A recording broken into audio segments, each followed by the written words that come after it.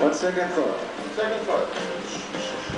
Isipin nyo kung saan pwedeng matulog sila Peter at si Peter. Boys bedroom! Boys bedroom!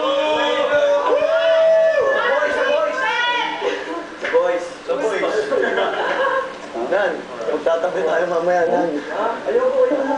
Ito. Ayoko sa'yo. James. Kuya? Peter? Oh. Kunin nyo ang inyong mga gamit sa confession room.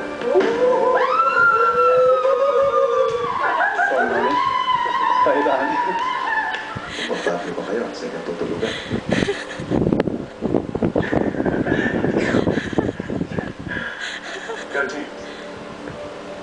Ha? Bakit mo tinuturo si Peter?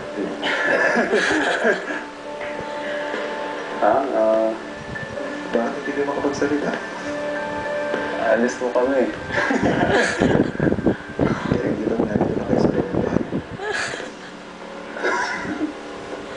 Natatandaan ko kasi si Chris nangako na mananatili daw siya sa loob ng bahay ko.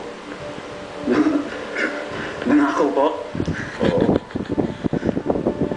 Ang problema, James, hanggang ngayon, hindi pa niya ako binibisita ulit. Buti na lang, ikaw ang pumalit sa kanya. Ba't bukas pa? Kailangan nyo